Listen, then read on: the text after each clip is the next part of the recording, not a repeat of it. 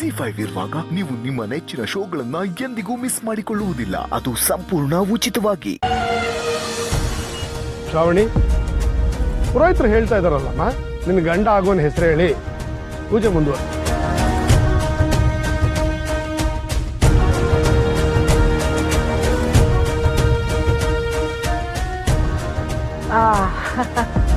ನನ್ನ ಮೊಮ್ಮಗಳಿಗೆ ನಾಚಿಕೆ ತುಂಬಾ ಜಾಸ್ತಿ.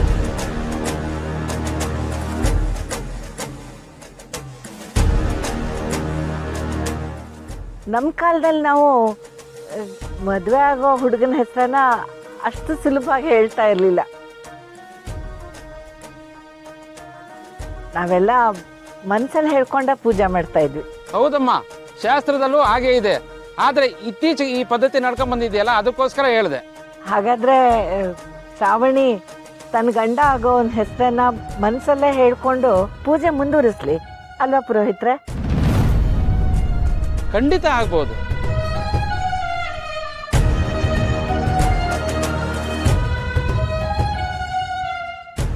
ಇವತ್ತಿಗೂ ಆಚಾರ ವಿಚಾರಗಳನ್ನ ಲಾಲನೆ ಪಾಲನೆ ಮಾಡ್ತಕ್ಕಂಥ ಹೆಣ್ಮಕ್ಳು ಕಂಡ್ರೆ ನಮಗೂ ಸಂತೋಷ. ನಮ್ಮ ಮನಸ್ಸಲ್ಲೇ ಹೆಸರು ಹೇಳ್ಕೊಂಡು ಪೂಜೆ ಮಾಡ್ತಾಯಿ.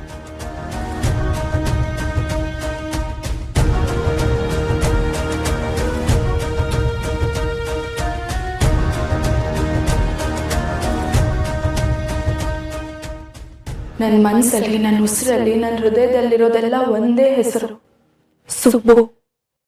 ಈ ಶ್ರಾವಣಿಗೆ ಆ ಸುಬ್ರಹ್ಮಣ್ಯನೇ ಜೊತೆ ಆಗ್ಬೇಕು. ಶ್ರಾವಣಿ ಸುಬ್ರಹ್ಮಣ್ಯನೇ ಜೋಡಿ ಆಗ್ಬೇಕು. ನನ್ನ ಸುಬ್ಬು ಯಾವಾಗಲೂ ಚೆನ್ನಾಗಿರ್ಬೇಕು, 100 ಕಾಲ ನಗ್ನಗ್ತಾನೆ ಇರಬೇಕು, ಆದ್ರೆ ನನ್ನ ಜೊತೆನೇ ಇರಬೇಕು.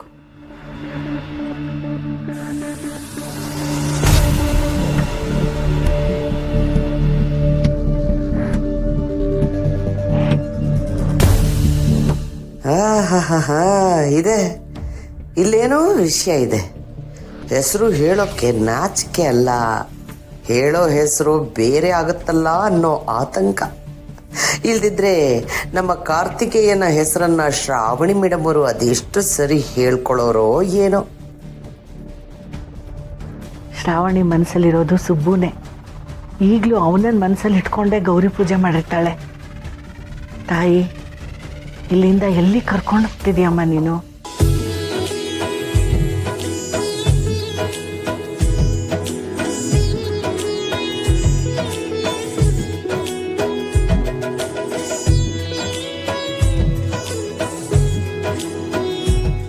ಮಾಮ್, ಏನು ನಡೀತಿದೆ ಇಲ್ಲಿ? ಶ್ರಾವಣಿನ ಹೆಸರು ಹೇಳಲಿಲ್ಲ. ನಿನ್ನ ತಲೆಯಲ್ಲಿ ಏನು ಓಡ್ತಿದೆ? ಅವನೆಲ್ಲಿ ಓಡೋದ ಅನ್ನೋದೇ ನನ್ನ ತಲೆಯಲ್ಲಿ ಓಡ್ತಾ ಇದೆ. ZEE5 ಆಪ್ ಡೌನ್ಲೋಡ್ ಮಾಡಿ ಎಲ್ಲಾ ಸಂಚಿಕೆಗಳನ್ನು ಸಂಪೂರ್ಣ ಉಚಿತವಾಗಿ ನೋಡಿ.